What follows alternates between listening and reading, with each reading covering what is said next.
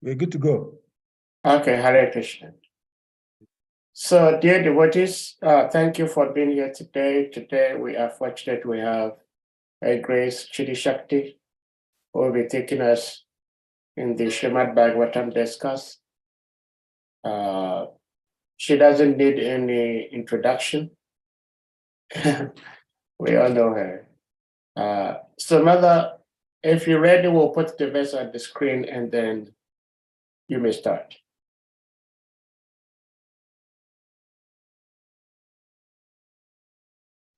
Can you unmute? Excuse me. Sorry, Prabhu, I was saying that good. I can't seem to see anybody. There we go. We have one person. Okay. It'd be nice if some people put their camera on. That would be wonderful. Yes. Thank you. So someone's going to share screen for the verse? Yes. Okay.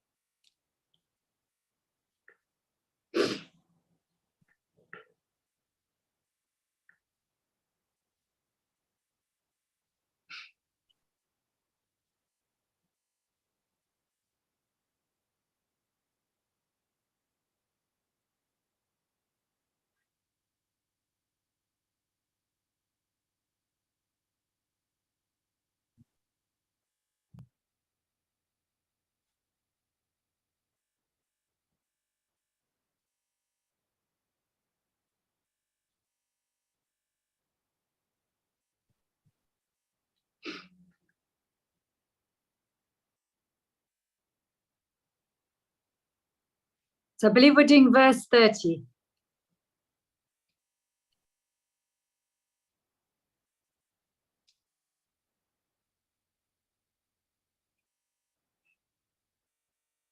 Lovely, thank you. Okay, so welcome everybody. Thank you so much for inviting me again. It's been a while since I've been with all of you, as it's good to be with you again. So we're reading from Canto 1, chapter 19, verse 30. I'll do the Sanskrit and then the English translation, read the purport, and then we'll do Mangalarchanam. So Sa Samritas Tatra Mahan Mahayasham Brahma Rishi Raja Rishi Deva Rishi Sangaihi Vyaro Chatalam Bhagavan Yathindur Graha Riksha Tara Nikare Paritaha. Translation. Shukadev Goswami was then surrounded by saintly sages and demigods, just as the moon is surrounded by stars, planets, and other heavenly bodies. His presence was gorgeous, and he was respected by all. Purport by His Divine Grace A.C. Bhaktivedanta Swami Srila Prabhupada. In the great assembly of saintly personalities, there was Vyasadeva, the Brahma Rishi, Narad, the Deva Rishi, Parashuram, the great ruler of the Kshatriya kings, etc. Some of them were powerful incarnations of the Lord. Shukadev Goswami was not known as a Brahma Rishi, Raja Rishi, or Deva Rishi, nor was he an incarnation like Narad, Vyas, or Parashuram. And yet, he excelled in all respects paid. This means that the devotee of the Lord is more honored in the world than the Lord himself.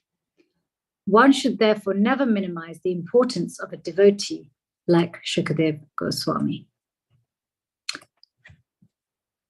Om Gyantimirandasya Gyananjana Shalakaya Chakshuran Militam Yena Tasmai Shri Gurave Namaha Shri Chaitanya Manobishtam Stapitam Yena Bhutale Swayam Rupa Gadamayam Dadati Swapadantikam Vandeham Shri Guru Shri Yata Padakamalam Shri Guru Vaishnavamscha Shri Rupam Sagrajata Sahagana Raghunatam Vitam Tam Sajivam Sadvaitam Sarvadutam Parijana Sahitam Krishna Chaitanya Devam Shri Radha Krishna Padhan Sahagana Lalita Shri Vishakam Vitamscha He Krishna Karuna Sindhu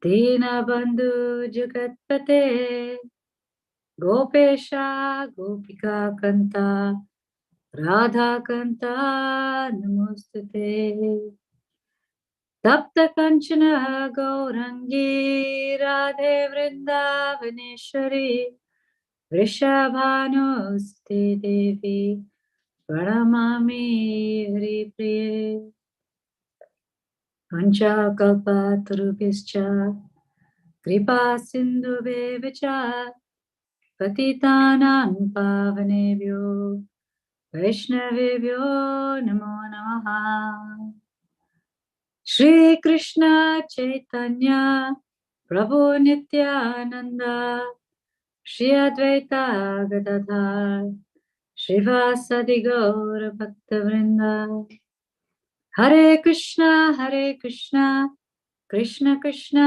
Hare Hare Hare Rama Rama Rama Hare Hare. So I'm just going to read the translation again. Maharaj Parikshit, who is also known as Vishnu Ratha, oh sorry, I think I've gone to the wrong verse. Shukadev Goswami was then surrounded by saintly sages and demigods, just as the moon is surrounded by stars, planets, and other heavenly bodies. His presence was gorgeous, and he was respected by all. In the purport, in the great assembly of saintly personalities, there was Vyasadeva, the Brahma Rishi, Narad, the Deva Rishi, Parshuram, the great ruler of the Kshatriya kings, etc. Some of them were powerful incarnations of the Lord. Shukadev Goswami was not known as a Brahma Rishi, Raja Rishi, or Deva Rishi, nor was he an incarnation like Narad, Vyas, or Parshuram, and yet he excelled them in respects paid. This means that a devotee of the Lord is more honored in the world than the Lord himself. One should therefore never minimize the importance of a devotee like Shukadev Goswami. So we're continuing with this section of the first canto of the Bhagavatam, which describes how actually the Bhagavatam was spoken. Sutta Goswami is explaining why Shukadev Goswami arrives, why the sages have all gathered together, and Parikshit Maharaj's question.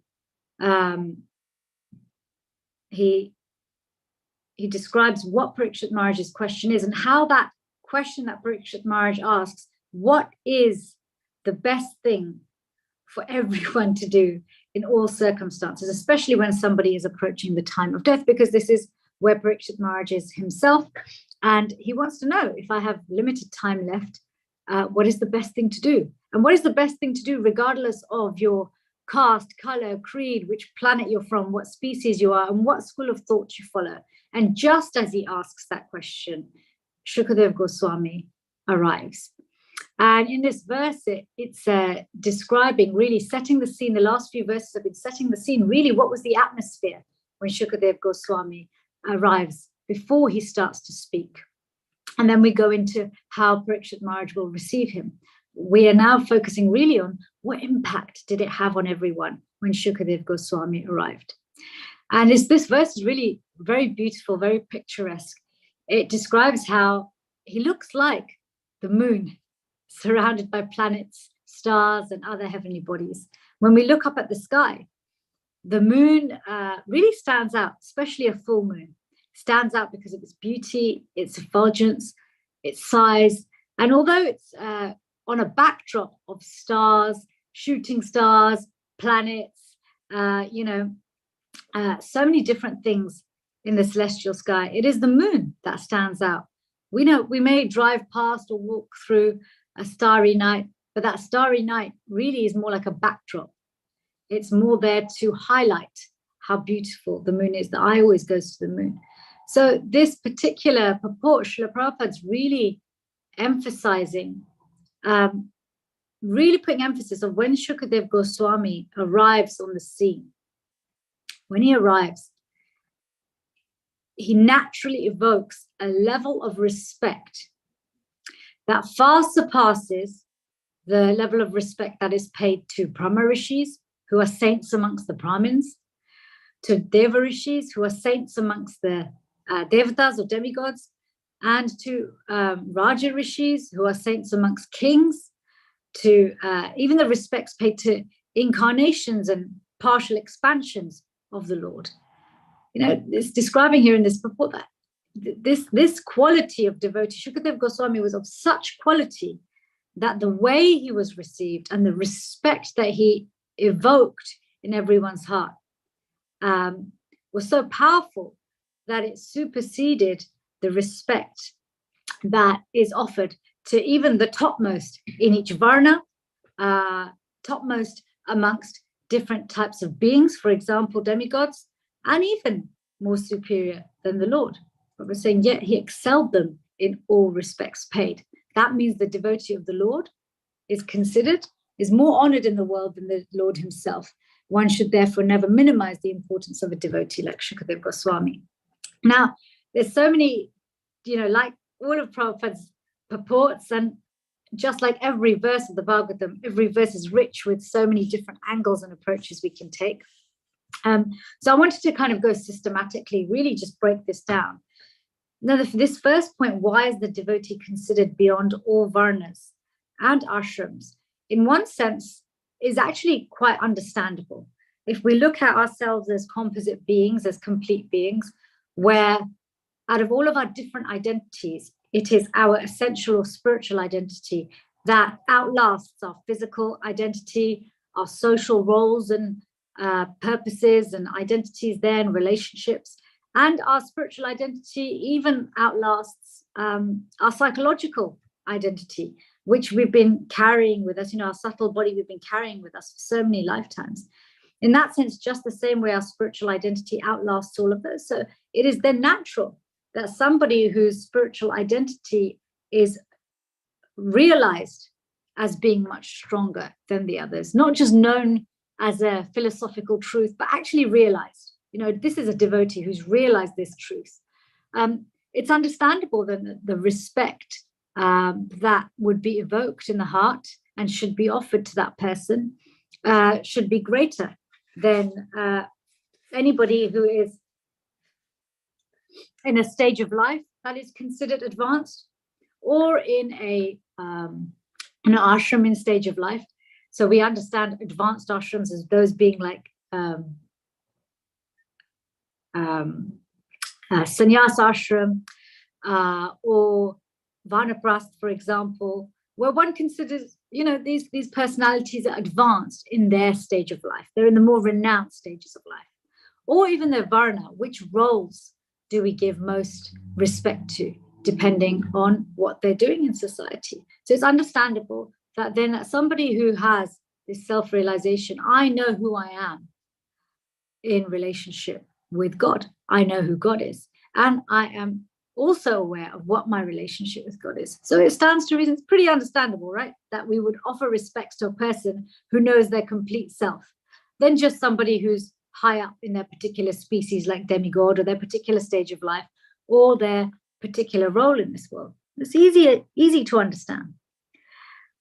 But why above God himself? Why is a devotee to be honored even more than God himself? It seems counterintuitive. No, here we are as devotees trying to cultivate Trinada Pisanichena, right? Humbler than a blade of grass, more tolerant than a tree. And as Vaishnavas, we practice this. In any tradition, humility is seen as a quality that's very desirable and natural at advanced stages of life, advanced stages of spiritual life, and natural to the soul. So here we are with that. And yet, the Lord himself is saying, you know, in the Srimad Bhagavatam, we're hearing actually the devotee, the pure devotee, a devotee like Shukadev Goswami, is to be considered and honored more than God himself. It seems contradictory. So why is it that we give more honor, more respect, we value in many ways the person who represents the Supreme more than the Supreme himself? Now, these kinds of questions we can approach from a Shastric perspective, and of course we will approach it from a Shastric perspective. But I often find it helpful in terms of, okay, if I'm thinking about this in real life, what is it that a devotee, especially these devotees who are really connected to the Lord, what is it, like Shukadev Goswami, what is it that they do that the Lord, that Krishna himself finds difficult to do? Is there anything? And why would the Supreme Personality of Godhead find anything difficult to do? Everything's easy for him.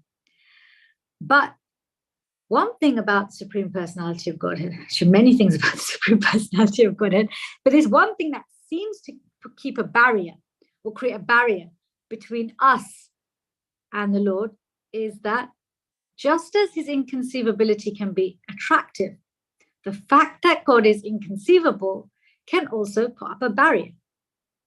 Have we not all read something in scripture that's made us go, I don't get it.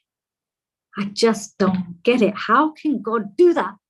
Why would he do that? Why would Krishna do that? Why would he say that? Why would he say such a thing? Why would he behave in such a way? We even earlier, I think it was in this, it's in this canto, no, not in this canto, in the 10th canto, when Shukadev Goswami is describing the Rasa Leela. Even Parikshit Maharaj, for the benefit of others, says, well, hang on a minute. Why is God behaving worse than an ordinary person, dancing around with all these girls? So Krishna's activities, not just as Krishna, but even in other avatars, can be so inconceivable that they can put up a barrier. They can be so delightful, they can attract our heart, but equally that inconceivability can put up a barrier. Sometimes the things he says can put up a barrier, because either they're confusing or they seem quite outrageous. For example, Krishna and his 16,108 wives. It bewilders even Narad Muni. Now, Narad Muni has the ability to go and look in every single palace, as he is a transcendental spaceman, as Prabhupada says. And so he can, investigate and find out. But for the rest of us mere mortals, we read about God having 16,108 wives. And, I don't know about you, but marriage is a very well talked about topic on this planet. People are, confused and bewildered as to how to manage one spouse, let alone 16,108. So it becomes inconceivable. Why does he need to behave like? Why does God need to have fun? Why does God have fun? How can God be someone's charioteer? Why does, in the Mahabharata, Krishna use tricks sometimes? Wow, but also at the same time, he can become Draupadi Sari and go on for miles and miles and miles. But why does he wait till the last minute? Why does he make why does he give up his wife as Lord Ram for a simple dhobi, for a washerman? I don't understand. So inconceivable. I don't get it. Why does he make distinctions between, why does he make statements about distinctions between people based on their culture, body, etc., in terms of talking about the hierarchies of karma? All of these become so controversial. So what is it that sets the devotee apart from the Lord? What is it that means what can the devotee give us that the Lord himself struggles to give us? I was really thinking about this while I was chanting. I was thinking, whoa, I'm just trying to understand Krishna. And this is when I'm glad that Krishna is inconceivable, because then he communicates with us in inconceivable ways, right? Without words, without anything, with inspiration from the heart. And it occurred to me that, the one thing that these really special devotees do is that they make the inconceivable conceivable. They help us to understand that which the mind cannot understand, the intelligence can't understand. We can't frame in our social constructs. We can't use logic and reasoning. We don't have the patience to wait until we're self-realized to understand it. We don't have the submissiveness to just accept. So these personalities, in so many ways, they make the inconceivable Supreme Personality of Godhead conceivable. And they do this in many, many ways. And when we look at Srila Prabhupada and how he made Krishna easy to understand, he made the science of devotional service, which is understood by very few, easy to understand, even for those who are not born of the culture, even to those who don't speak the language, even to those who've never read a Vedic text in their life. Okay, he was able to make the inconceivable conceivable, not just the Supreme Personality of Godhead, but understanding who am I, how do I connect with the Supreme Personality of Godhead, and what is the process by which I do that, and what is my relationship with him.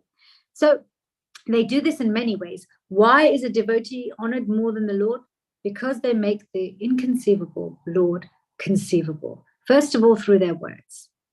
Okay, Prabhupada would often use analogies to help us to understand that which is too complicated for our mind to understand, or help us to understand those things which don't fall into our current area of experience. But we all use Anuman, our experience, our logic and reasoning, to try and get some sense of what's being discussed. And Prabhupada will use analogies to help us to understand. He would describe analogies as, he would say analogies are very helpful, because just like it is easier to bring the moon into focus when you look between two branches, so similarly, an analogy allows us to bring into focus the meaning of something when it is outside of our grasp. So the devotee makes the inconceivable conceivable through their words. Now, through their words, by using language that's appropriate to time, place, and circumstance, by using analogies that appeal to the particular audience, but also their words carry the transcendental sound vibration. What does that mean? Transcendental sound vibration is more than a name, is more than a word. It is actually, the transcendental sound vibration is actually made up of an individual's attachment to the Lord. Because an individual's attachment to the Lord becomes the vehicle through which the full potency of that transcendental sound vibration is carried. If we look at sound, it has four aspects, okay, and only one aspect is audible. We look at sound, there's got four aspects. One aspect is audible. We can hear sound, okay? We can also physically feel sound because there's a vibration to it. That's the second aspect. The third aspect is that we can emotionally relate to the intention behind the sound. We know this. We look at all of our respective languages. There's different languages spoken within this room right now. And we know just with the slight inflection of our voice, or even by just changing our intention, the same phrase can have a very, very different meaning. So there is the intention behind sound. That's the third aspect. That is, again, that's not necessarily heard. We feel that with the subtle body. We feel that with our emotions. And last, but most importantly, there is also the actual transcendental aspect of sound vibration. But that comes through, there's the inherent transcendental aspect, but how amplified is it? How much is it allowed to come through by the purity of the devotee? So devotees make the inconceivable conceivable in many ways, and one of them is through their words, through the purity of their words, through the relevance of their words, and through the application of their words. The second way that devotees make the inconceivable conceivable is by their example. What do we mean by this? Now, we often reduce example to just their habits. And when we reduce a devotee's example to just their habits, it then means we have to live very up close and personal to really see what a person's habits are. The problem with being up close and personal is we end up being offensive, because not only do we see their habits, but then we overlay it with our own motives and over familiarity. But by example, what I'm talking about here is that actually if we look at a devotee, not just up close and personal, but keep the relationship going over a long period of time, whether that's with our seniors, our juniors, or our peers, what we will see is that actually a devotee makes the inconceivable conceivable by showing us a result of being in connection with the Lord consistently and progressively. Consistently and progressively deepening the relationship with Krishna, which is what a devotee does. They show the inconceivable nature of reconnecting with the unseen. Conceivable. because the result of it is that those things that disturb everyone here do not disturb the devotee. They do not disturb the devotee in that they don't disturb the devotee's relationship with Krishna. They do not disturb the devotee's relationship with their very self. Am I making sense? So what do we find so disturbing in this world? Anything and everything. Now, there's that saying, one man's food is another man's poison. So there is no limit to what we find disturbing in this world, right? And that disturbance is usually one of a few things, but it's usually the same. The picture may look different, but it's either invoking anxiety and fear in us, or some sort of greed and hankering, or some sort of frustration and anger, okay, or some sort of desire and lust.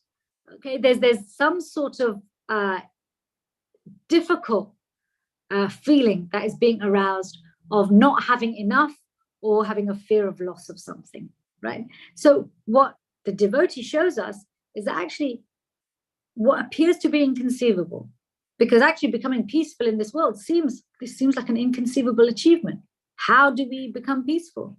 You know, as a psychiatrist, it's probably the thing people are hankering for, even more than feeling joyful and happy, is like, I just want to be peaceful, just need a break, just want my mind to just shush for a little while. So I can just do what I need to do. Why is it always bombarding me? You know? And this is what they show us, that actually that which appears to be inconceivable is conceivable. Understanding who you are, understanding who God is, understanding your relationship with Krishna, and the peace and joy that comes with that, which seems so far away, becomes conceivable. Oh, yes, I know people who've achieved that. You know, one of the strongest evidences I feel I have when people ask me, how you've been doing your, you've been practicing your religion for such a long time, you've been sharing it for such a long time, and especially, when I share outside, what is it that, how do you know it works? And first I say, I see results in myself. I said, but even more than results in myself, I actually know people who have achieved results far ahead of me. So they're almost like landmarks for me. Like, okay, they make it real. They make it real. I know this can be achieved. This is not just belongs to a few people who are talked about in sacred texts. There are people living on this planet who actually know and love God. They actually know and love God. And when they speak, what they say creates a real shift in my understanding, beyond my intelligence, beyond what I've read. So this example, they make the inconceivable conceivable through their example. The third point I wanted to share about how does a devotee make the inconceivable conceivable is through this simple interaction that Krishna gives us. He says, when you approach my devotee, inquire submissively and render service. Why? When we inquire submissively and render service, what happens? Somehow or another, because we are inquiring about the person who is so dear to the devotee, which is Krishna, it gives them so much pleasure. And there's nothing like, when we love someone, people may inquire about us, oh, thank you for caring. But when they inquire about the person we love the most, don't we feel even happier? I ask any parent, when they're inquiring about how you're doing, oh, I'm good. But when you inquire about their children, they're even happier, right? Oh, you remember my children's names? Wow, they feel chuffed, like, oh, you remember my children. So when we inquire submissively from a devotee, please tell me about Krishna. Please let me serve you in such a way that you can continue sharing about Krishna. It gives them so much pleasure in the heart that actually, and I'm sure all of us in this room have experienced this, so we know when we've pleased a devotee, either by inquiring submissively or rendering some service, somehow or another, something has shifted in our understanding of Krishna consciousness, which is beyond what we've just read, which is beyond the normal workings of our intellect, which is beyond our normal understanding of Krishna consciousness. That sudden movement that sudden shift. You go, this shift was not born of my understanding. This shift was not born of anything I did. This shift has come from the mercy of a devotee. They have made something that was so inconceivable. They've made it so inconceivable that, they've made it so, they've made the inconceivable so conceivable and understandable. There's kind of this eureka moment that goes, oh, I get it. It's like inspiration from within the heart. So devotees are so, this ability that a devotee has to make the inconceivable conceivable. Really, for me, I was just meditating on this verse thinking, yeah, this is one of the reasons, but a really key reason why a devotee should be honored and is honored more than the Lord. The Lord says this, the saints say this, and the saints show this to us. Okay, this is why the devotee is honored more than the Lord, because one of this aspect is the Lord himself, in his relationship with all of us, he says himself, Krishna says himself, fools deride him when they hear of his human-like activities, not really understanding who he is. So not only just that we might find him inconceivable, but we may actually end up becoming quite offensive or critical. And then that puts a wall up between us and the Lord. So devotees do us a great act of mercy when they make Krishna more conceivable, more understandable, more palatable, easier to see. And why is this? Why is it that by pleasing them through inquiry and service, why is it that there is this shift? We've been studying Madhurya Kadambini in our Sangha. And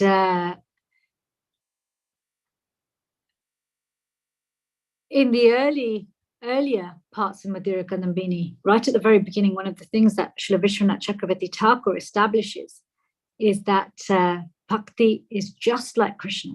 She's independent. She's only born of herself, her own free will. She goes wherever she wants.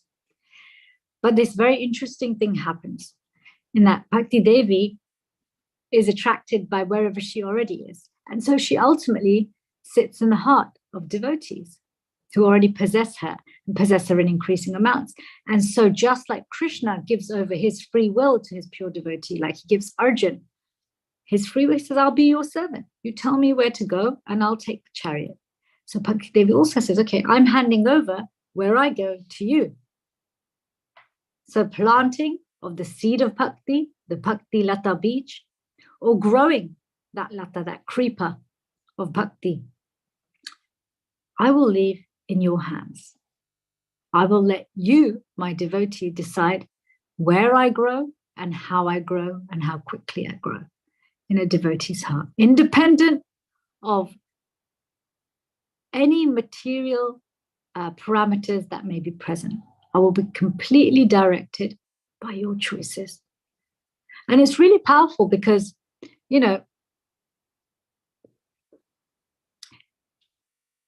sometimes people will respond to that, say, yes, I can see how, because I might have had an interest in spiritual life, this is why the seed of Bhakti got planted in my heart. An interest in spiritual life is not the same as Bhakti. An interest in liberation is not the same as Bhakti. An interest in meditation is not the same as Bhakti. Bhakti is pure devotional service to the Supreme Personality of Godhead. Pure devotional service means a loving, intimate, selfless, uninterrupted, unalloyed, not self-motivated relationship with Krishna, which is favorable to him. This is Bhakti. So even having an interest in spiritual life or being interested in meditation, that is not a cause for Bhakti. Somehow or another, somebody out there, a wonderful devotee, kindly, causelessly planted the seed of Bhakti in our heart. And then, after planting that seed of Bhakti in our heart, it's then up to us how much, with our endeavor, do we attract? Do we continue to attract more and more Bhakti to grow? Allow them to shower us with Bhakti. Causeless means no material cause. But causeless also means that the amount we're being given far outweighs any endeavor we could make, right? When you get a really big bargain, you feel like you've practically been given something for free. Doesn't it feel like it was causeless? Doesn't it feel like, oh, there's no reason? Why is this happening? It feels like winning the lottery feels causeless, doesn't it? Everybody fantasizes about winning the lottery because they feel like, if I just put in £1 and I make millions, it feels, what is the cause for this? What is the reason for this? My investment feels out of proportion to what I've received. And this requires two things. One, recognizing that there's a big gap between our investment and our reward. But the second thing is also not really being able to understand there being any kind of correlation. Both things are there. So, I think understanding how and why devotees are to be honored more than the Lord, I think this is really important because it will help us stop us from making this mistake that we often make when we read verses like this. We read this verse, his presence was gorgeous and he was respected by all. Okay, his presence was gorgeous and he was respected by all. Sometimes we cling to little words like gorgeous and respected, and we forget everything else, and we think, yes, if somebody's gorgeous and we see them being respected, that means they're advanced. Because our mind's always up. The mind wants cheap, right? Wants the shortest, quickest way. And actually our material conditioning tells us I'd rather look like a devotee than actually be a devotee. Spiritual advancement starts to become a lot quicker when we're more interested in being a devotee than appearing to be like a devotee. That's when devotees really start to make advancement, because we're now interested in the actual diamond itself rather than the reflection of the diamond. So what happens is when we cling to words like gorgeous and respected by all, not only do we strive for this ourselves, oh yes, if people respect me and people recognize how gorgeous I am, whatever gorgeousness you're looking for, whether it's fame, beauty, wealth, whatever it is, if people recognize, maybe your gorgeousness is because you have lots of projects, okay, or maybe you're recognized as a leader, or maybe a wonderful speaker, so many, maybe you're charismatic or have wonderful sadhana, right? If we strive, if we use these words like gorgeous and respected as measures of how we measure spiritual advancement in others, which will then reflect in how we measure spiritual advancement for ourselves, it means that the inconceivable will always remain inconceivable to us. We will always remain in the reflection. In fact, the reflection will be more deluding because we'll think that the reflection is reality. On an even more, when we first start in Krishna consciousness, it's very easy, right? Oh yeah, the reflection is the material world. Okay, but then when bhakti is the reflection because of the way we're perceiving bhakti and spiritual advancement, that's a curveball, because it's easy to stay in that delusion for lifetime after lifetime. And so what ends up happening is we either offer respects to the wrong people, or we stop offering respects to anybody else. And we feel we need to deserve respect. We deserve respect because for us, that validates that we're a good devotee. Okay, so devotees, we need to be careful when we are reading verses like this, that let's really go deep and churn. When Krishna is saying, when the saints are saying that a devotee is honored more than the Lord himself, they're honored for making, one aspect is that they make the inconceivable conceivable. They make Krishna accessible. They bring down the walls and barriers that we put between us and Krishna, right? We put the barrier up. Krishna doesn't. We put the barrier up. Prabhupada said this to Satyananda Maharaj, who was sharing this. There's a Prabhupada Memories of Satyananda Maharaj where he talks about one of his interactions with Srila Prabhupada, where he keeps asking Srila Prabhupada, why does Krishna create Maya? Why does he create a world where, we are away from him and we're suffering? Why does he do that? And Prabhupada asks him 3 times, what's your question? What's your question? Until it gets to a point where Maharaj is very emphatic. He says he's very young when he's asking this question. And Prabhupada just very directly and very heavily says to him, Krishna did not create Maya, you did. In the sense that you wanted to put up a block between you and Krishna. So this is what Krishna has done for you. He's allowed you to have your block. So what devotees do is they help us to bring down those blocks, whether those blocks are born of ignorance, whether those blocks are born of a lack of understanding, whether those blocks are born of offenses, these wonderful souls like Shukadev Goswami, they are honored more than everybody else, more than every varna, the topmost ashram, the topmost species, and even incarnations of the Lord, because they give us access to something that even the Lord struggles to do, which is to make himself more understandable, more acceptable, more conceivable. And what's the standout quality of Shukadev Goswami that makes him so gorgeous? Because we've heard in the earlier verses, he looked like a madman. He had matted curly, hair. He was naked. He was bluish in color. I mean, he was very beautiful, but his beauty was from also within. But he had Krishna's also appearance. But he roamed around indifferent to people. If someone blanks us in the street, we immediately become standoffish. Right? Someone walks past us who's a bit indifferent. I'm not interested in them. They're indifferent. It didn't matter that he was indifferent to everybody. There was a warmth and love and attractiveness that was coming off him that was difficult to overlook and ignore. And what was this? What was this gorgeousness from? What was attracting everybody's respect? Respect means I notice you and I honor you as someone who's more than me. What was it? It was his attachment to Krishna, his affection for Krishna, and the fact that he was willing to freely give it away. And he was like a bee to a flower filled with nectar. His movements were not directed by what is my purpose in life. His movements were not directed by any social obligation. His movements were not directed by urges of the body and mind. His movements were not directed by psychic attunement into where he needs to go. Okay? His movements were directed by where is the desire to hear about Krishna the strongest. That's why when Parikshit Maharaj asks what is the best thing to do for everybody in all circumstances for all time, bam, that's when Shukadev Goswami shows up. Because that is what he is directed by. Who is hungry to hear? Where they are hungry to hear, that's where his body and his mind are directed. That's where his entire being is directed. So I'm going to stop there and take your comments and questions. One thing I miss about this wonderful group is that you always churn and go deep. So please, over to you. Thank you so much for having me. Thank you for giving me the opportunity to dive a little deeper. There is something about sharing with others that forces us to dive deeper and forces us to open ourselves up in a way that we wouldn't ordinarily do. So I really, really am grateful for grateful to you for allowing me to come and share with you and be part of your wonderful family there in Africa. Hare Krishna. Hare Krishna. Thank you so much, Mother, for such a wonderful delivery.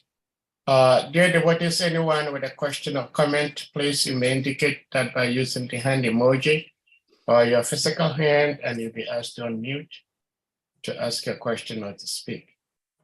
But Mother, I have one question, and that is, it is said that Krishna is impartial, but he loves his devotees because the devotees love him. So in order for me to be friends with you means that when you do something good to me, I also do something good to you. Now we're reading how the Devas, the rishis, they came from different planets to witness Shukadev Goswami speaking to Maharaj Parikshit. Do we as earthly beings also have the opportunity to travel to their world, to the world of the demigods, to also participate in their activities, to show appreciation for their service? Do we have such capacity? Hare Krishna.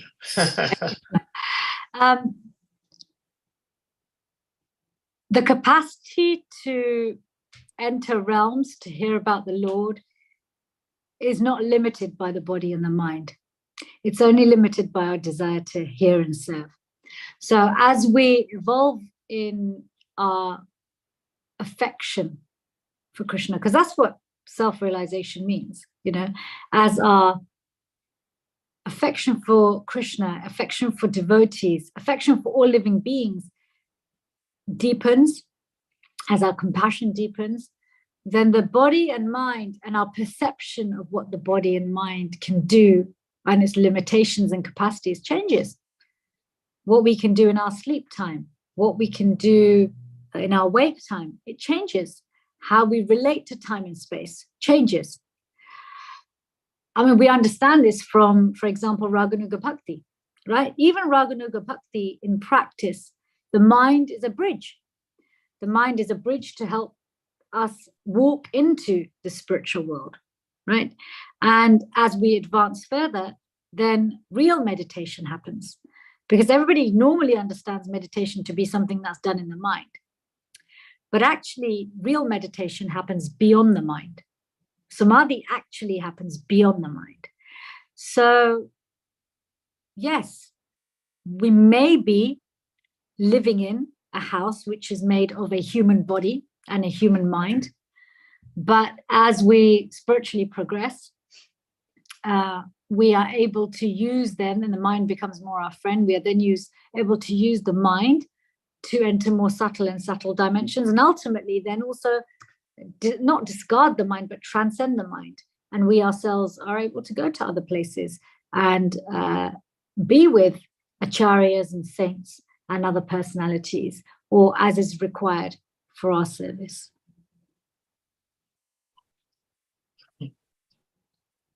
Well, thank you for the answer. But the reason I asked this question is because the demigods, they can have us as earthly beings in their thoughts, in their hearts, but they physically come here. And there was this particular Christian priest in my home country. The first time he saw Hare Krishna devotee, he thought that he was seeing a divine being from a higher planet, because he had never seen devotees on earth before. But he does astral travel, and he does have encounter with the devotees. So this is a person who is not Hare Krishna per se, but from your explanation means that he's been able to cross beyond this mind bridge to travel to these higher planets, to have encounter with devotees. And actually, devotees went to his place, and he had a picture of Srila Prabhupada. Amazing. Yes. He had, I don't know what the Muslims would do to him, but he has the picture of Prophet Muhammad, peace be upon him, too, in his synagogue. So I ask this question because I'm also thinking that just as the demigods come on earth when we are performing devotional service, when they are performing devotional service, we should also be able to go willingly. But I do not think most of us can do that. I think the question is also, do we need to do it? Okay, I mean, we have the opportunity and ability to go to so many earthly places for worship. How many people go? I have to ask ourselves the question, do I go regularly to the temple, even in my own home?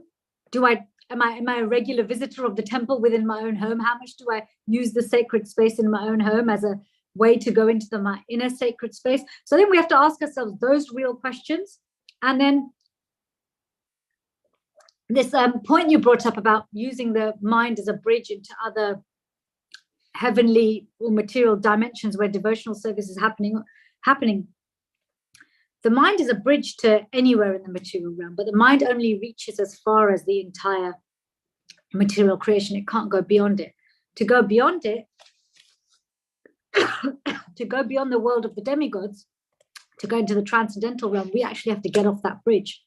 But in terms of should we be able to, I think the question is more, do we need to? What are we going to get from watching a demigod perform worship to Krishna that we wouldn't get from worshipping Krishna here? I mean, can I put that question back to you? What is it that we're seeking from going and participating in demigods worshipping Krishna versus, I don't know, a temple down the road? Well, that's a nice throwback question. But I think, like I was saying initially, that simply because the delegates are doing that for us, coming here to grace our Sangha, it would be nice if we can also go up to their domain and grace their Sangha.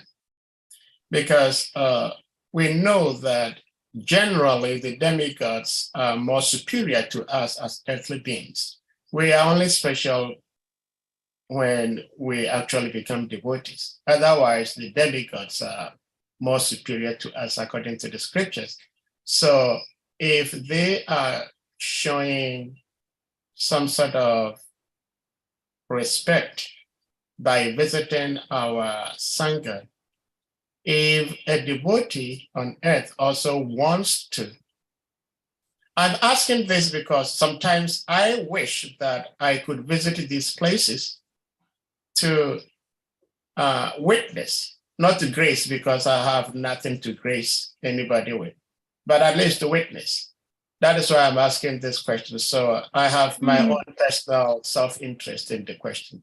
I mean, to your point about they're more superior to us, and I mean this with respect to the demigods, in terms of demigods being superior to earthly beings, yes, by physicality, they're superior. By longevity, they're superior. By material power, they're superior.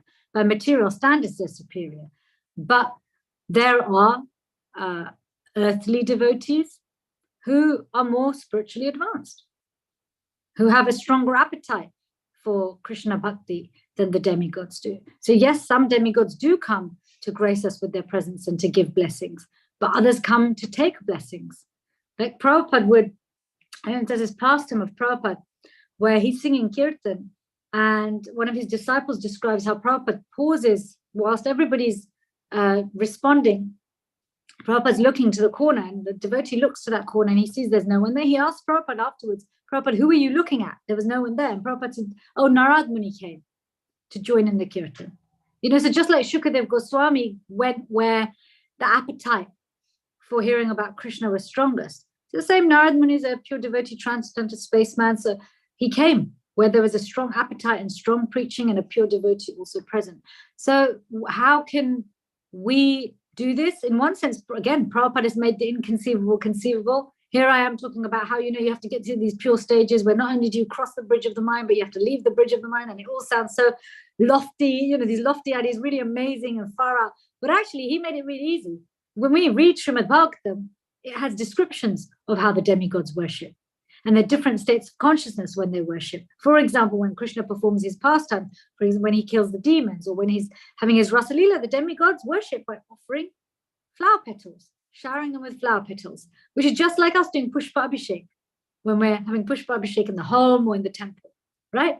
So in this way, we can also then participate when we read these pastimes of Krishna, not just performing his activities, but even Krishna being worshipped or any of his avatars being worshipped. We are there as part of that worship to the degree that we surrender to what we're reading, to the degree that we're there to surrender to what we're reading. And if we look even at Krishna's pastimes, there's so many demigods who even get to observe Krishna's pastimes while they're happening on earth. They're not part of those pastimes, and they don't even necessarily even have love of God. They may not even be attracted to love of God. Look at Brahma. Initially, he just thought Krishna was this magical blue boy who, you know, what's he doing? He's just some sort of magician. Doesn't he know I'm the creator of this universe? And look, everybody's just looking at him. What's going on? All he wants to do is play. So do you see this whole idea? But I hear the sentiment, and I hear the intention behind what you're saying. And I would say that we can. The easiest way to do it is when we read we remind ourselves that everything we read, to the degree that we surrender, we are associating with what we're reading and the personalities that are there. Well, thank you for the answer. As you were speaking, I just remembered that actually they said that the pure devotee is like the amalgamation or the sum total of the 33 million demigods, right? So, well. There we go. Another easy way. It's very special, right? Easy journey to other planets, right? Easy journey to other Is hang out with the planets. pure devotee. Yeah. That's your transcendental EasyJet. Yeah. We have an airline here in Europe. I don't know if you have it. They fly over to Africa, but they're called EasyJet.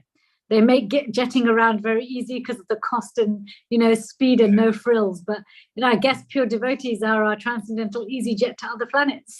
Yeah. Thank you so much for the answers. Okay, Anyone with a question or comment, please, you may indicate by using the hand emoji and you'll be asked to unmute. Do you want me to check the chat room in case there's something in there? Let me check. I don't know. There isn't. There's nothing there at the moment. I think Mitravinda is saying fire up, fire up, fire up. She's fiery herself. Yeah, Mitravinda Prabhu is always fired up. Yes, always. It's a powerhouse of encouragement. Thank you so much, Mitravinda. Hare Krishna. Anyone else? Yeah. Well, today is Monday, it's the beginning of the week, and we can't thank you enough for beginning the week with us in such an auspicious manner. Since nobody has his or her hand up at the moment, if I may ask you a question from the text itself. Sure. Okay. It says Shukadev Goswami was then surrounded by saintly sages and demigods, just as the moon is surrounded by stars, planets, and other heavenly bodies. So my question here is, are these stars surrounding the moon planet because of his beauty, or what is attracting them to surround themselves around the moon planet? You're asking, okay, my understanding of this verse, much like many of the verses, when you say just as the moon is surrounded by stars, planets, and other heavenly beings, I think I was mentioning it at the start that, you look at the night sky and the moon is so beautiful and so effulgent that even though stars are pretty, even though shooting stars are beautiful, they become like the backdrop, right? They become like the backdrop for the moon. So they become more beautified by the moon being present, but our eyes always go to the moon. So I think looking at this two ways is, one is that just like the moon is surrounded by stars, planets, and other heavenly bodies in terms of they tend to congregate and aggregate around the moon, whether you talk about this in terms of physics and gravity and gravitational pull or lack of a gravitational pull. I don't want to get into the cosmology of it. Or we look at it in terms of what they're depicting is, if you look at the night sky and you look at the moon, it's surrounded by lots of stars and heavenly bodies. So to me, when I visualize this, I see this beautiful saintly personality, Shukadev Goswami, and there's literally like an ocean of devotees around him, an ocean of sages, demigods, and really speaking to how potent Shukadev Goswami is, that the saints of the saints, the demigods of the demigods, they've dropped everything that they're doing and they've come together to aggregate around somebody who is more effulgent, more beautiful, and more gorgeous than they are, because his gorgeousness is directly related to his relationship with Krishna, surpassing anything else that any of the others have. So for me, this is I liken it, yes, on one sense, literally you can liken it to the sky, but actually I liken it to the fact that he's so attractive that when you look, if we were to see the scene of Shukadev Goswami in the middle and who he's surrounded by, it's not just, oh, there's a handful of devotees here and there, but there's an ocean of the most saintly personalities. I heard in, I think it was Radha Maharaj was describing how what a speaker speaks is reflected by the kind of audience that's there. But equally, the audience that comes reflects the kind of speaker that's there to some degree, you know. So Shukadev Goswami was going to speak the highest. So he's only going to attract those souls who are interested in the highest, because that is what he's going to speak. Right? Sometimes we get caught up in this as well, even in our own sharing of Krishna consciousness, in this mood of speaking to the lowest common denominator or making things relatable to time, place, and circumstance. Sometimes we may do ourselves an injustice when we're not clear about what is the purpose of what I'm about to speak. Because as you know, when we're sharing, we've got to be clear, like Shukadev Goswami was. Am I coming here to take a few people all the way? Or am I coming here to take lots of people a little bit of the way? Now, Shukadev Goswami was coming there to take people all the way. I'm going to give you as it is, no frills. This is it. Okay, you actually want to know the truth? Here it is. And when you have that mood, if we were to just look at the earthly planet, he may have only had a small cluster of people. But if you look at it across all universes, now remember, demigods can come from other universes, they can come from other galaxies, they can come from anywhere. They're celestial beings like Narad Muni. He's not restricted by any one particular universe. I mean, forget astral traveling. He's like the king of astral traveling, you know. So when it's oceanic like that, they've come from everywhere, places we cannot even imagine. So to have that kind of crowd who have an appetite for spiritual life as it is, what's best for all as it is, and they've got to come from everywhere for it to be that oceanic. Because otherwise, if you have this mood that, okay, I'm going to take a few people all the way. The reason we say a few people all the way, because as Krishna explains in the Bhagavad Gita, of all the people that come to him, you know, interested in spiritual life, very few are actually interested in him. Like actually interested in him. There's so many other things that one can get distracted by. Flowery words of the Vedas, the pious, you know, the benefits, the positive karma that can come from practicing devotional life, you know, the mode of goodness life. So, I mean, there's so many things that come as a side effect of bhakti that can be very easily distracting. The philosophy, so many different things. So, yeah, I think for me, this aggregate of stars, saintly is the saintly beings that have come from everywhere to hear it as it is, and they've come from everywhere because they have seen it all. They've seen it all and then go, look, I've seen it all everywhere, and this is the place to be. Well, thank you so much. It seems there is a question in the chat room, and I'd like to read it out for you. Sure. This is a question from Drishti. So she is saying, Hare Krishna Mataji, through chanting the Maha Mantra, is it possible to connect with higher devotees and get answers for my questions? Yes, it is, to the degree that our mind is an obstacle or isn't an obstacle. But usually our mind is an obstacle, which is, and the reason we know the mind is an obstacle is because it even stops us from understanding and getting answers from books that are in front of us that we can read with our eyes, lectures we can hear with our ears, accepting answers from people who are in our lives, even saintly personalities. So if the mind can block us from that, it easily blocks us from hearing from, you know, other personalities and higher places, even our acharyas who are no longer physically here. But by chanting, our mind becomes purified. Actually, as our mind becomes purified and we're less dependent on the mind, then it's not a question of, oh, can I hear from people on other planets? Actually, we then have the ability to hear from anyone and everyone, even the person who's standing right in front of us, who may not be a higher person, who they may not even be spiritual themselves, but we can hear the voice of God through them. So really the question isn't trying to, I mean, our intention shouldn't be, I want to try and have the ability to be able to hear from the most high beings. Actually, I want to be able to have the ability to hear from anyone, because that's how greedy for Krishna I am. Thank you so much for the answer. I hope, Drishti, you're satisfied with the answer. Anyone else? Yes. Anyone else with something to share or to ask?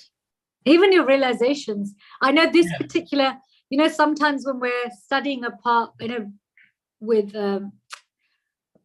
this particular group, we're going verse by verse by verse by verse, and it can feel like the Bhagavatam is slow to progress through. And when you get to a part of the Bhagavatam where literally you're going bit by bit so much that it feels like, okay, will my question be repetitive? Maybe we covered it yesterday and the day before. It can be hard to find questions, but please don't be discouraged.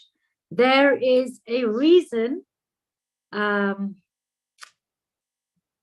certain parts of the Bhagavatam are broken down into such small chunks, and Prabhupada takes the time to write a purport even to such a small chunk. Why? Because it's important. And what I often remind myself is, if Prabhupada's taken the time to write a purport to something that seems like a very simple description, there's a good reason. There's more in this than meets the eye, and it's worth spending some time over. Even I was just thinking, this whole verse, we could have even gone down the whole route of discussing, well, what does it mean to respect and honor?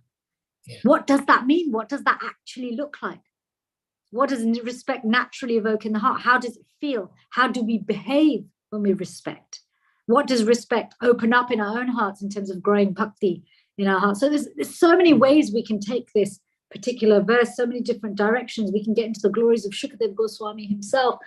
We can talk about Narad Muni, we can talk about Vyas, we can talk about so many different aspects just from this one verse. So please try not to get caught up in what could seem like the tediousness of the fact that things are broken down to almost microscopic bite-sized chunks. When a child is small, the mother or father, the parents, the caregivers will break food down into the tiniest little chunks. And the child might be thinking, well, hang on a minute, I can chew with my gums and I can just swallow. Sometimes you'll see they'll bypass the chewing just to swallow it. But the parent continues to give small chunks. Why? What are we watching to see? Are you chewing what I'm giving you? If you can chew the small pieces I give you, then I will give you bigger pieces. Right? It's when you see the child, like I remember when my child was small, when very first when I started feeding her, I saw her habit was to just swallow everything, because when you drink milk, you just swallow, you don't chew. It's just to learn to chew. And we are living in a society where information is so fed to us so fast. We want to absorb everything just like this, right? Oh, Google it. Look on the internet.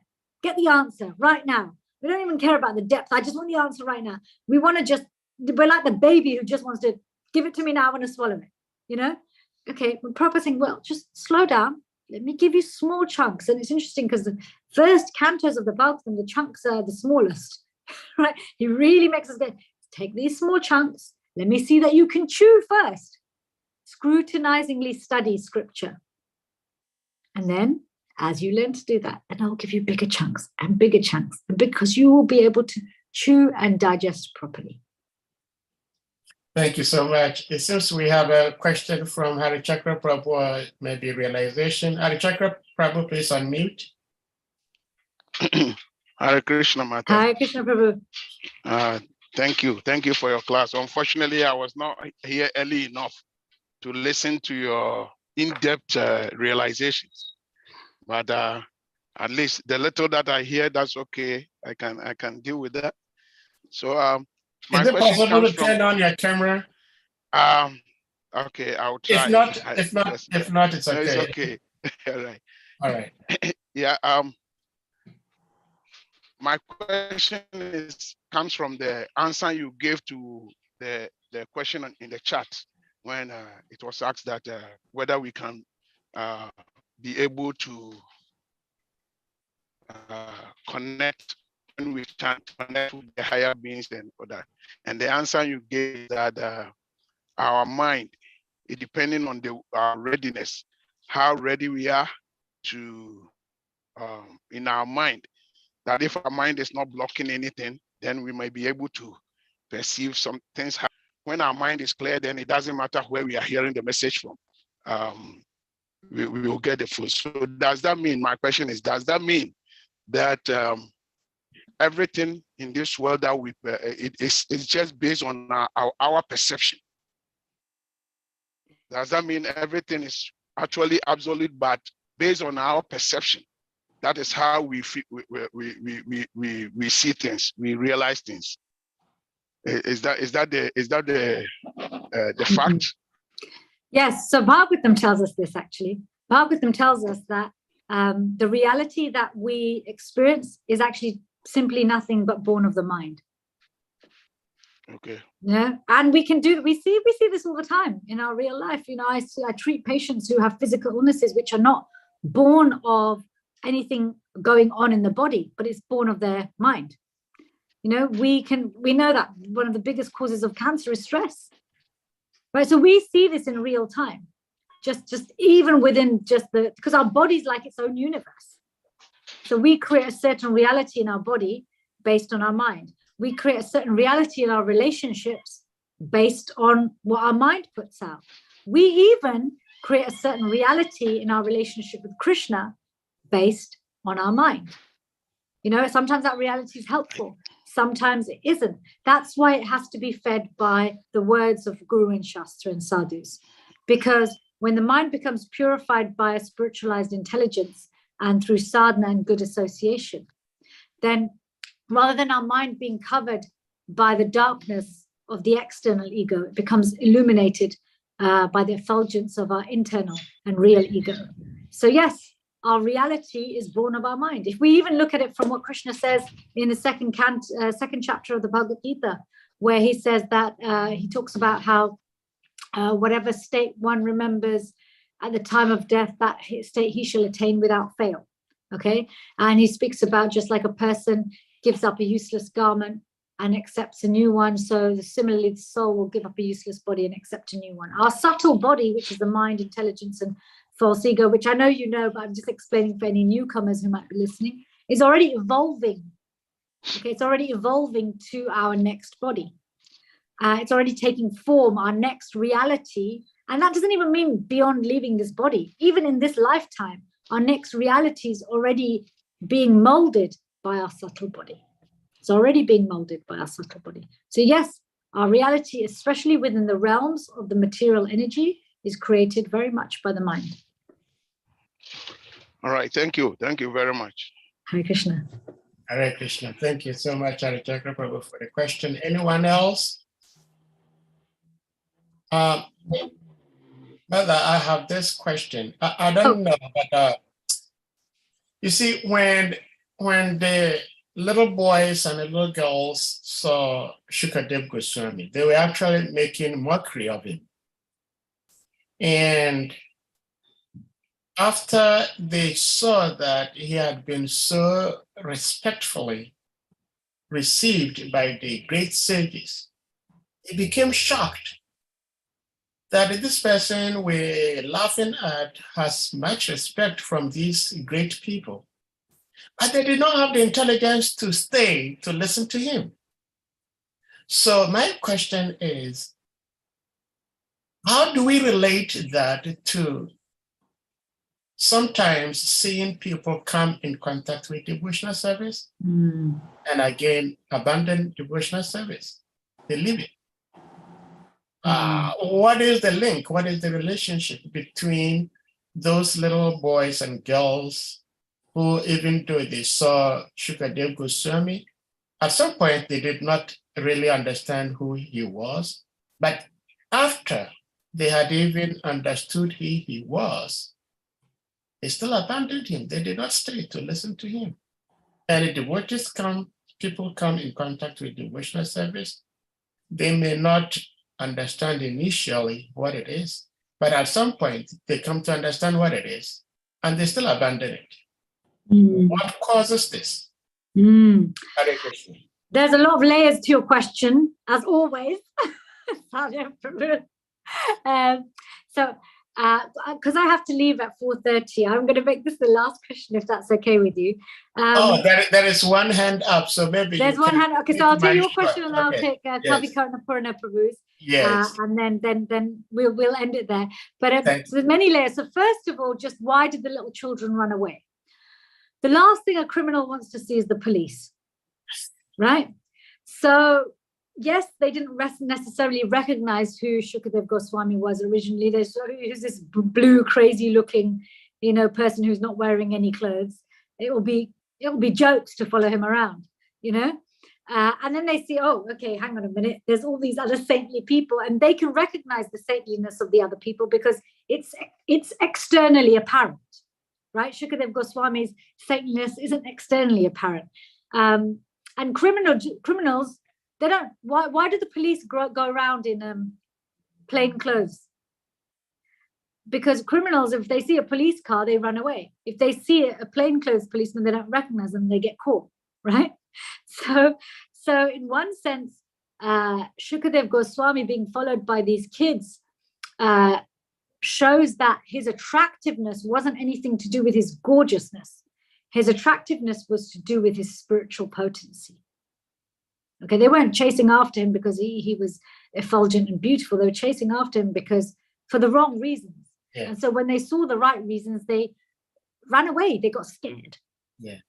Because the last thing the criminal wants to see is the police. And this is sometimes also why when we're around guru or highly potent spiritual environments like the holy dhams, sometimes we don't want to go. We don't want to see the guru, especially when we're not in good consciousness. Why?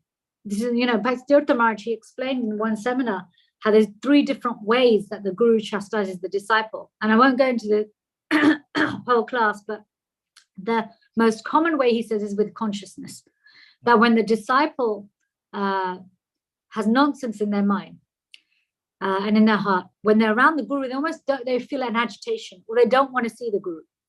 And that's like a chastisement.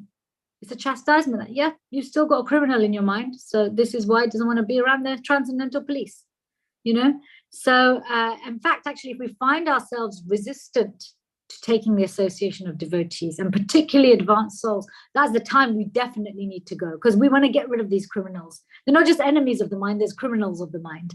We want to get rid of them. We need that transcendental police force of pure consciousness.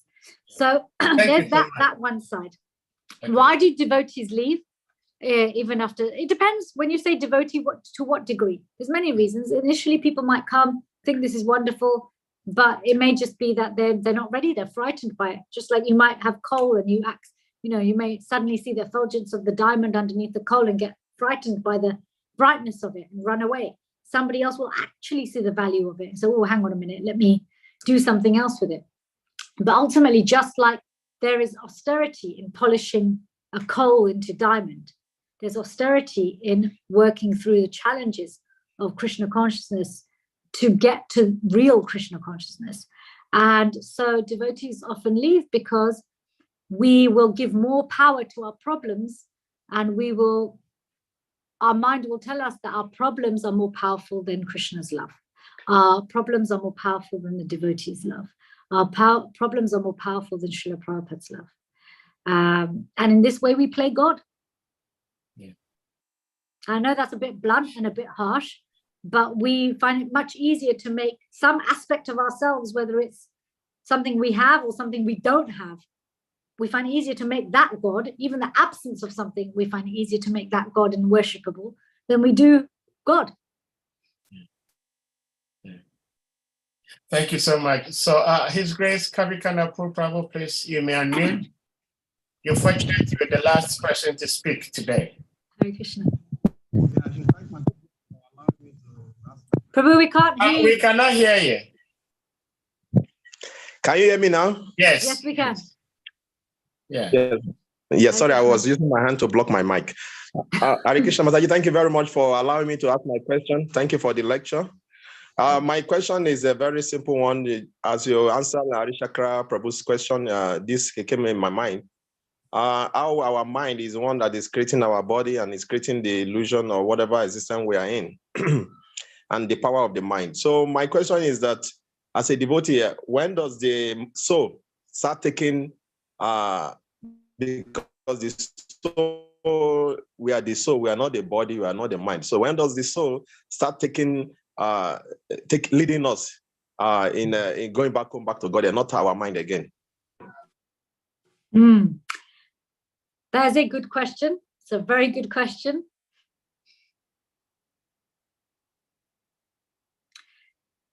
just like different aspects of ourselves in this world take the lead depending on what our goal is, as the goal of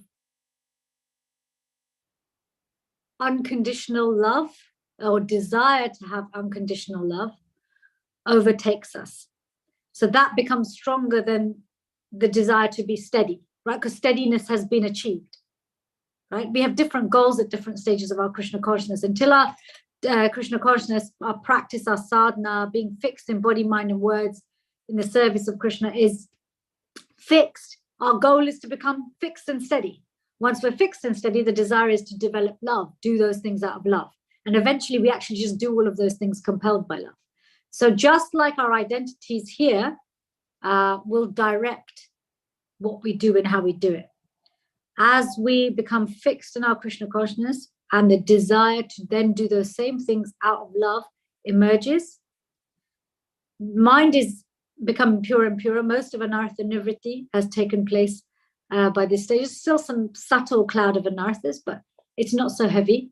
So at this stage, then one starts to wake up to who they are. After nishtha, one starts to get some inkling to who they may be in relationship to Krishna. And so sadhana takes a slightly different, not external practice, but internal practice. And our external activities and our internal activities are then more and more directed by the spiritual self. But actually, until that point, and even after that point, this is why we take the association of souls who are more advanced than us. Because whilst we may not know who we are and where we're going, if our transcendental taxi driver, which is what our gurus and the saints and acharyas are like, they know who they are and they know where they're going. And we've got into their cab and we're saying, we want to go wherever you're going. They're going in the right direction. So we're never lost. Okay, whether it's our soul doing the driving and we're doing that consciously, or we have surrendered to somebody else and we're saying, okay, I will follow whatever you say. You're in the driving seat. I will be a submissive passenger who will render service and inquire submissively until that point, to where that, bhakti grows to a point where I actually start to have some awakening of who I am. Until then, the external guru, the guru like Lord Nityananda and everyone who emanates from him is the external manifestation of the indwelling supersoul. So until the point where the indwelling supersoul can speak to me internally, person to person, I will follow you. And then at the point that that starts to wake up, then yes, the soul takes over much more. But until it's pure, we have to be careful because the mind still has some contamination. It's more like that the path is clear to where we're going and we just have to walk it. There's no more confusion. Oh, I know who I am. I know who Krishna is. I know what our relationship is. And then you practice that. And as you practice it, it becomes spontaneous. And like I was saying earlier, meditation happens beyond the mind. Thank you so much, Mother, for such a wonderful delivery of the Srimad Bhagavatam discourse, Katha. And so I think we are just exactly on time. You have to leave this time. So we humbly requesting all the devotees to kindly unmute. And we all chant Hare Krishna Maha Mantra to express appreciation to our revered speaker, Grace CITI-SAKTI Devi. Jai. Hare Krishna, Hare Krishna, Krishna Krishna, Hare Hare, Hare Rama, Rama Rama, Hare Hare. Panchakapa, Yascha, Kripasindivacha, Tanampa, Vibhyo, Vaishnavyo, Namo Namaha. Thank you so much. Yay. Yay. Thank you, CITI-SAKTI. Thank you. Let's see, after speaking